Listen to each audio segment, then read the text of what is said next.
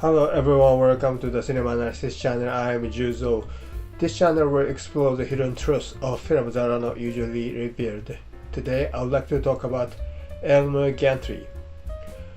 What was this film trying to portray, and what is the real reason for the death of a certain important character? That's what I want to talk about. If you haven't seen the film, I suggest you watch it first. So let's get started. The original book by Sinclair Lewis was published in 1927. It is said to be set in the United States in the 1920s. The setting is a bar. The protagonist is Elmer Gantry, who makes the men laugh with his jokes. A woman appears and asks them to make a donation for orphans. One of the men says, "Religion don't belong in a speakeasy." Speakeasy means an irregular bar during Prohibition in the United States. The word blind tiger, which appears later, also means the same. Elmer Gantry is an articulate and active salesman. He loves alcohol and women. He seems to take pleasure in manipulating others with his eloquence. Every clumsy man will yearn for him. Elmer Gantry could be said to be the character who looks like Axel Foley. He makes a good job of his life with his eloquence. This film begins as an exciting story about a man who creates his own life. Burt Lancaster plays Elmer Gantry. Lancaster, who did circus, is an actor who can do the action that only a stuntman can do.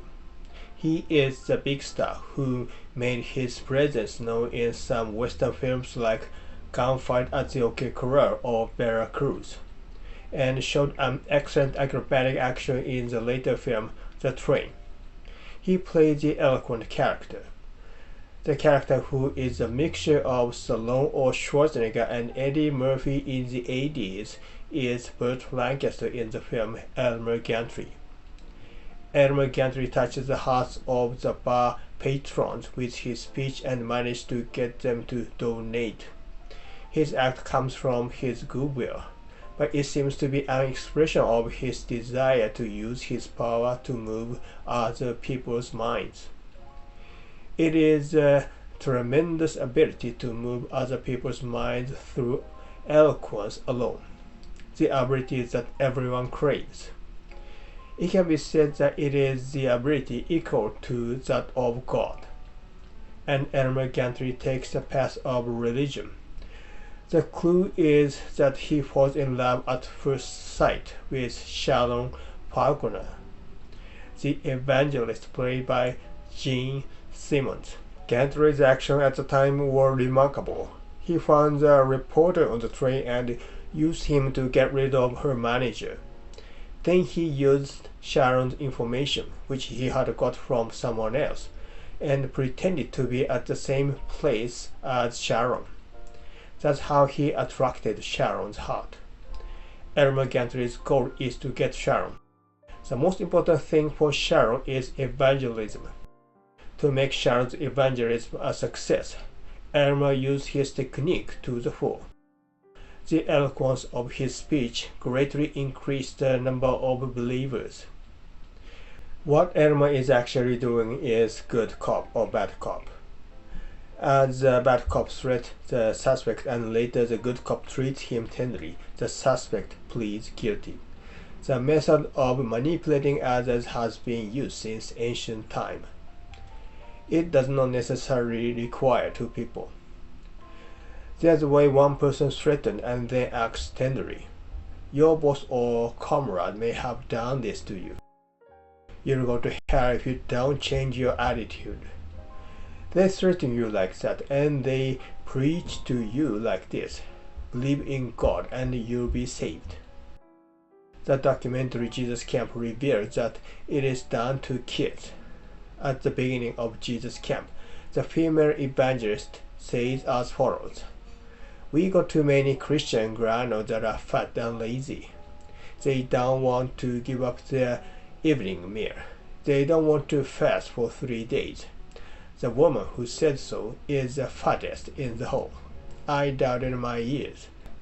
I could hardly believe that she had experienced fasting. There seemed to be children who couldn't say anything out of surprise. There was one child who seemed to laugh only a little. What she seemed to be saying was that America can't stay the way it is now. In any case, the role of threat is necessary. The role of threatening is played by Elmer Gantry, and the role of explaining the way to help is played by Sharon Falconer. This is how Elmer and Sharon make the religious group huge. Such an article is shown at the beginning of the film. We believe that certain aspects of revivalism can bear examination, that the conduct of some revivalists make a mockery of the traditional beliefs and practices of organized Christianity. We believe that everyone has a right to worship according to his conscience, but freedom of religion is not licensed to abuse the faith of the people. However, due to the highly controversial nature of this film, we strongly urge you to prevent impressionable children from seeing it. This work raises doubts that part of revivalism, which is one of the sects of Christianity, may have problems. And it probably implies that other sects may also have problems. The period from the 1920s to the 1930s is a period of depression. People start asking for help from religion. But if you go to the church you've always gone to, the difficult situation won't change. Then why not try to believe in the other sect? People start to think like that. The cards portrayed in this film are born out of such a stream. Christianity is secularized by the rapid evangelization to the masses. Religion becomes like entertainment. There may have been something like that before the age in this film. Religious art had that aspect. What is now considered sublime art was popular entertainment. Those who saw Shakespeare's plays were ordinary people. Classical works are always something that has been praised by the masses in the old days. Entertainment and religion share the same essence. I think it is tension and relaxation. Inviting people into a trance state through tension and relaxation is entertainment. It is the same whether it is music or stories. Steven Spielberg invites the audience into the trance state by threatening them with horror and relaxing them with laughter. John Woo does it with violent action and beautiful slow motion. He does the slow motion of the action as a way to relax the audience. Probably most of you know that this method is the mainstream of action movies today. Religion turns people up with the threat that you are going to hell. Relax them with the words that you are going to be saved by God. The two systems are essentially the same. The Christian church is designed to attract people's attention, increase their influence. This movement still exists today. It is also represented in the Jesus camp. Magic is also a way of attracting people. But when magic is used in religion, it is carefully concealed that it is a fraud. It has to be expressed as a real psychic. The book Psychic Mafia by Elmer King shows how to do this. The mass media were used to the full for evangelism. Elmer Gantry tried to promote the sect by using the power of Lefebvre, the reporter. He was skeptical about the evangelism of Sharon and her people and wrote the critical article. Nevertheless, Elmer Gantry and Lefebvre begin to understand each other. And Elmer Gantry tries to make the most of the power of radio. Radio began to spread in the 1920s. It was the newest medium at the time. Many people must have experienced the feeling that the voice on the radio was speaking only to them. A sermon over the radio must sound like a voice from heaven. As the number of believers grows, some people begin to think it will be a business. Elmer Gantry draws such people into the activity. As the number of believers increases, so does the offering. And if the popular evangelist builds a church, people will gather there and business can be done. One of the most popular evangelists at the time was Billy Sunday. He used to be a professional baseball player, but he became an evangelist and has been very successful. Sunday is said to be one of the models for Elmer Gantry. And the female evangelist named Amy Semple McPherson is thought to be the model for Sharon Falconer.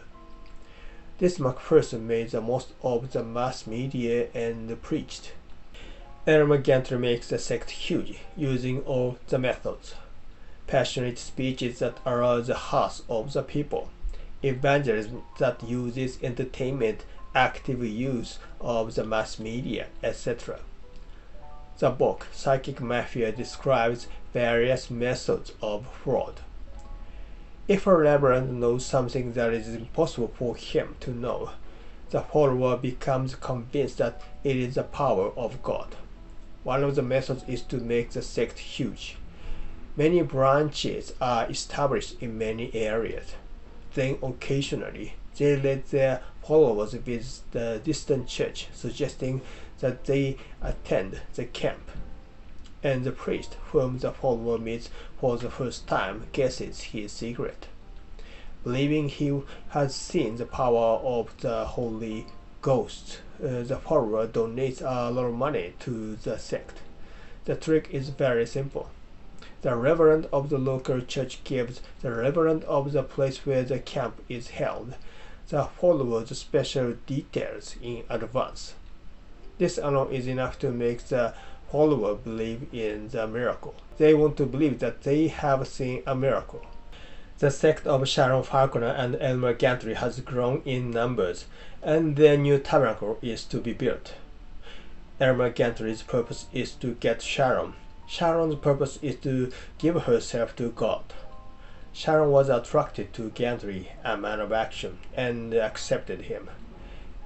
Elmer suggested that Sharon leave the cult and go to another land, but she refused. She wanted to continue her evangelism with Elmer. What I want to talk about most is the climax of the film. At the dedication of the new tabernacle, the fire broke out and Sharon was killed. Many people seem to misunderstand this scene. In the fire, the followers were only trying to save themselves and rushed to escape. Sharon was trampled in the stampede and was too late to escape and died. This is how many people seem to remember it. Some people remember that Sharon tried to save the people who were too late to escape, and that she went into the burning church and died. Both are wrong, and these misunderstandings seem to occur because they fail to capture the essence of the film. What really happened in the film? The fire was caused by the mishandling of cigarette. Panic breaks out. The people inside try to escape, of course. Then Sharon Falconer says the following: "You are in the house of God. Those who believe in God will be saved. Trust in the Lord." And she shook off the hands of Elmer Gantry, who was urging her to escape. She shouted, "Wait," to the followers trying to escape. She grabbed the arm of a man who was trying to escape, and she said, "No, please wait. You must have faith." What Sharon was actually doing was trapping the followers inside the burning tabernacle. In such a case, the leader should say, "Everybody calm down and evacuate." Far from it. She was shouting to stay in the fire. Such a terrible idea. I never forget the shock of seeing that scene. Sharon thought that if you believe in God, you won't die in the fire. Or she thought that it didn't matter if you died in the fire because you would go to heaven. Whatever it is an abnormal idea. Ordinary people cannot understand it. Maybe that is why many people misunderstand this scene. Or many people cannot understand why she acted in such an abnormal way, even though they could see what she was actually doing. And they criticize that the story doesn't add up. Then why did she come to such an idea? Let's think about it. Her enthusiasm for religion led her to misunderstand that she was a special being chosen by God. I think this is the reason for Sharon's tragedy. Sharon is portrayed as a character with an excellent personality who devotes her enthusiasm to Christianity. But she has a defect. The flaw shown in the early part of the film is her attitude of ignoring laws. She was told that the tabernacle could not be built there because it was forbidden by fire law. She replied, "Nonsense." She had the idea that breaking the fire law is allowed for evangelism. If you break the fire law, it is possible that many people will die in the fire and property will be lost. But she ignores it. And of course, this conversation is foreshadowing. What is the qualification to be a religious leader? This will be a troubling issue. Am I qualified to lead others? There can't be a religious leader who doesn't think about this. Some think they are qualified to lead others because they belong to an authoritative organization. And someone thinks he is qualified because he has been approved by an authoritative person. And someone thinks he is qualified because he has had a special religious experience. Sharon also was worried about it. Once the reporter, Leffert, asked her what her qualifications were. Are you ordained? Do you hold a degree from any recognized theological seminary? That's Gantry. Did you have a visitation from God? A burning bush, perhaps? She couldn't answer the question. She could get through because Elmer had the tact to handle the situation. But she still couldn't find the ground and confidence to evangelize. This burning bush means the bush does not burn up, written in Exodus chapter 3, verse 3. Leffert asked her why she is qualified to evangelize. But it is a queer thing. Is a recognized theological seminary definitely trustworthy? Who recognizes it? Protestants are the people who doubted Catholicism and separated from it. The Church of England is one of them. The Puritans are the people who separated from the Church of England. The Puritans went to the American continent and formed the USA. Both Britain and the USA are countries of people who rejected religious authority. Can there be such a thing as a religious authority in America? If it can exist, what is its basis? In the first place, is any basis necessary to believe in God? And can there be a basis for the existence of God? To have faith or to believe is to think that something is right or exists without any basis. The basis for worship can't exist. This means that you can worship really. It can become a problem. This work portrays it. The model for Sharon Falconer is said to be Amy Semple McPherson, the female Pentecostal evangelist. The term Pentecostal is derived from Pentecost, an event commemorating the descent of the Holy Spirit upon the followers of Jesus Christ. This means that they are the sect that considers the descent of something not of this world to be important. The prophet and the medium have in common that they exist to mediate between the visible and the invisible world. Sharon Falconer didn't go a recognized theological seminary. She hasn't been approved by any authority. Sharon hasn't seen God's vision. That's why she admired such things. To believe is to think something is right without any basis. Yet she wants a basis. In the middle of the film, when the cult was trying to expand, Sharon was persuaded by Elmer to give a speech. In order to attract different followers, they had to appeal to people they hadn't dealt with before. Because Sharon has no basis to evangelize, she has fear or conflict. This is expressed in the speech. Sharon says the following: "You want to know my credentials?" Sharon thinks so too. She herself wants to know her credentials.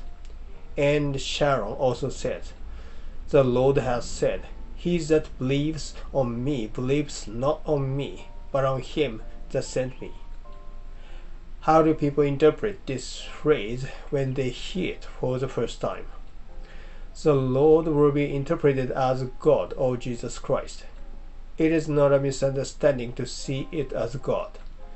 It is possible to interpret Sharon's words as, "He who believes in God does not believe in God, but in the prophet who sent God before the followers." This phrase of Sharon is the quotation from John chapter 4, verse 44. Then Jesus cried out, "Whoever believes in me does not believe in me only, but in the one who sent me." The Holy Bible describes Jesus, not the Lord. If Sharon was loyal to the Bible, then the Lord here should be interpreted as Jesus Christ. The content written in the Bible should be interpreted as, "He who believes in Jesus does not believe in Jesus, but in God who sent Jesus." The Bible describes Jesus, not Lord, to avoid misunderstanding. Sharon's quote, "The Lord," is the expression that invites misunderstanding. The author must have done it deliberately. People believe in prophets, not in God. In fact, followers can only believe in God through their religious leaders. That's why what the followers believe becomes their leaders, not God. You can think that this scene describes that, and it will be the foreshadowing that leads to the tragedy. The sect grows. Sharon's influence grows. But she worries that she has no basis for leadership. Elmer Gantry is not worried. Evangelism is just a way for Elmer to get to Sharon's heart. He is an expert in business, manipulating others with his eloquence. He can be described as a master of deception. His motive is to make the most of his power in evangelism. Because his motive is to manipulate others, he sometimes hurts others. One of the victims is a woman called Lulu, whom he once dumped. Elmer was rewarded for this. Sharon just wants to evangelize. Since she has no evil will, she is hardly aware of her problems. She wants a qualification to do the beautiful act of evangelism. She always thinks such a thing. In the later part of the film, Sharon has found the shooting star. She tries to think that this is one of the bases that entitles her to evangelize. During her speech, she claims that the Holy Spirit descended on the tabernacle. And the incident that makes her even more misunderstood happened. When Sharon said, "Faith can raise the dead. Faith can heal. Faith is the..." A man stood up and asked her for help. He is deaf. His wife explained. A storm woke him up one night. He screamed he couldn't hear the thunder. Dedicating the words of the prayer, Sharon tries to heal him with the power of faith, and the man regained his hearing. It is not obvious whether the scene is portrayed as a real miracle that happened in the film, or the fraud perpetrated by Sharon. I think it is a real miracle. There is something called placebo. It is a power of belief that changes people. If you make someone swallow a fake medicine and tell them It is a real medicine. Sometimes it really works. The power of faith is so strong. Some of the religious leaders have the power to do this. If you can make a sick person believe that he can get well, he will get well. Just one miracle is enough to make people who want to believe. The reason why Sharon was able to perform the miracle of curing the deaf man is probably the placebo effect. The reason why the man became deaf seems to be psychological. This would have been the major factor in the success of the cure.